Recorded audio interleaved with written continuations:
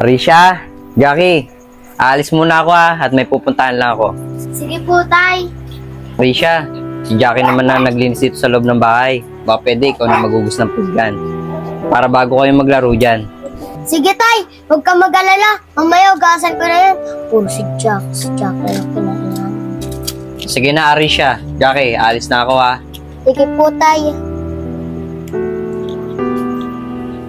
Oy, Jackie, akala mo ugasan ko yan, ikaw mag-ugas nan. Di porket inutos yung tatay mo ako nagagawanan, ikaw maggawanan, bala ka dyan. Uy, Arisha, akala ko ba sa'yo inutos yan ng tatay mo? Ba't si Jackie pinagugas mo? Hayaan mo siya, di ko naman siya tunay na kapatid eh. Sige, Arisha, ako na mag-ugas ng plato, huwag ka na magalit.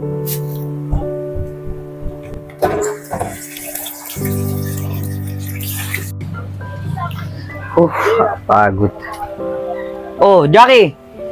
Ba't ikaw naghuhugas dyan? Diba sabi ko si Arisha maghuhugas dyan?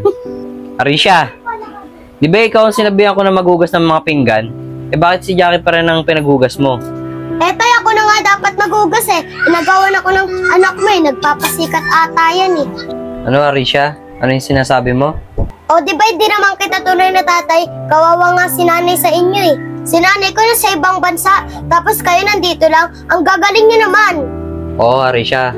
Ako nasa abroad yung nanay mo. Pero gumagawa naman ako ng paraan eh, para makatulong sa kanya.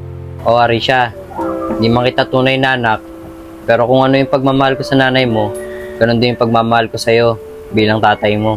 Pero kung di mo pa ako kayang tanggapin bilang tatay mo, sana tanggapin mo si Jackie bilang tunay na kapatid mo. Eh tay, sorry po. Kasi po, natatakot po ako. Kasi po baka iwan nyo din kami katulad ng dati kong tatay. Ganun ba, Risha? Huwag kang mag-alala.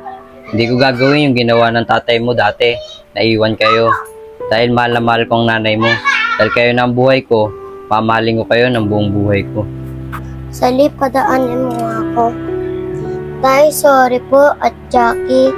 Tay, sana po patawadin niyo na po ako sa lahat ng ginawa ko.